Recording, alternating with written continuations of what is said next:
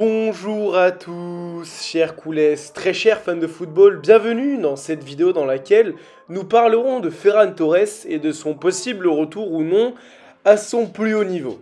Ferran Torres fut formé à Valence, puis rejoint Manchester City en 2020 après deux bonnes performances et un total de 9 buts avec les Citizens. Il rejoint le Barça contre un chèque de 55 millions d'euros. À son arrivée, les supporters le décrivaient comme le nouveau David Villa. Mais qu'en est-il devenu réellement? Eh bien, sa première saison avec Barcelone, qui fut en réalité une première demi-saison, car il arrive au mercato hivernal au mois de janvier 2022. Eh bien, cette première demi-saison fut honorable. Il marque 4 buts pour 4 passes décisives en 18 apparitions. Il est proactif dans le jeu que souhaitait insuffler à l'époque Xavi Hernandez. Il n'y avait rien à dire par rapport à cela. Franchement, Ferran apportait énormément sur ce point. Or, concernant la finition, c'était un pur cataclysme.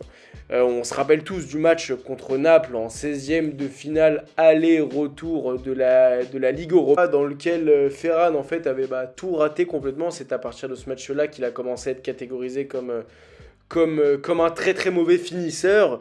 Et franchement, mis à part cela, la saison de Ferran était franchement honorable. Et donc, il était emmené à prouver et à faire mieux la saison suivante.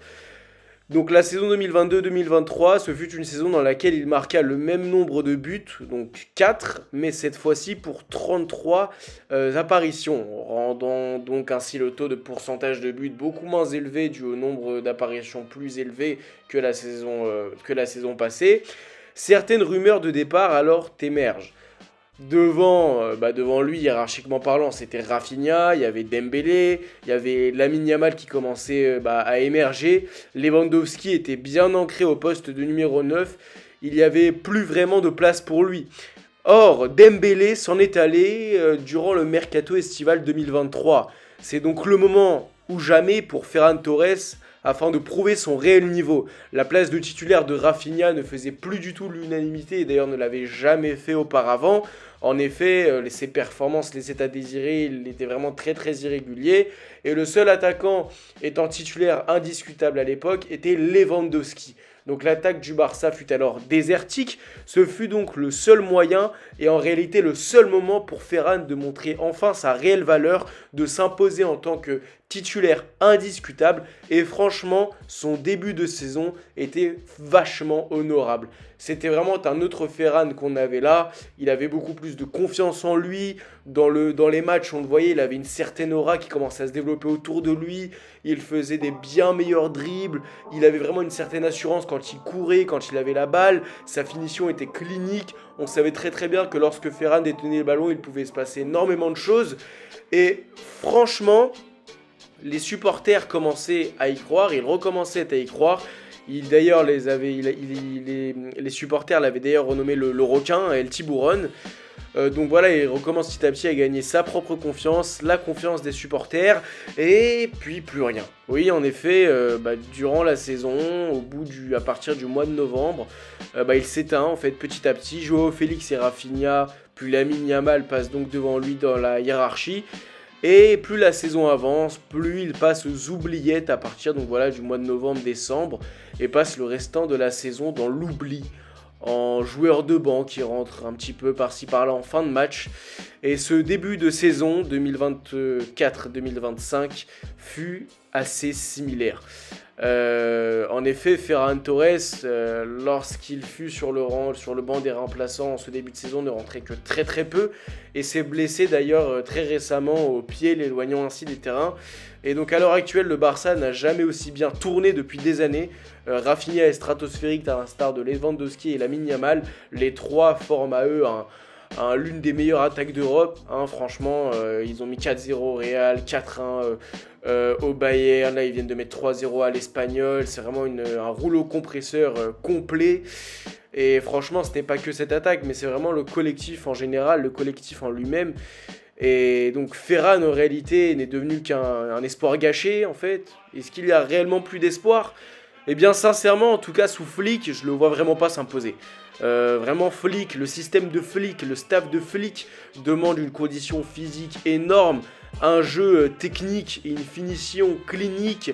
Car franchement, les équipes de Flick, ne serait-ce que par exemple le Bayern ou le Barça, ont vraiment pour cette habitude, pour coutume de marquer énormément de buts. Donc si franchement en termes de finition ce n'est pas ça, bah, on n'a vraiment rien à faire. Le joueur n'a rien à faire dans l'attaque de Flick.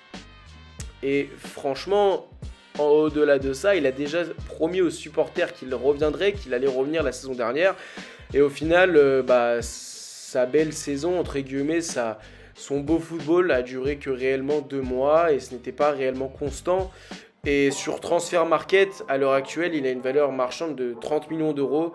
Et franchement, si ça avait été un joueur du calibre de Ferran Torres avec une valeur marchande de 30 millions d'euros, je vous aurais dit autant le garder en super sub, autant le garder en remplaçant, parce que regardez Manchester City, franchement sur le banc, ils ont des joueurs à plus de 30 millions d'euros de valeur marchande qui sont sur le banc afin d'avoir une certaine profondeur.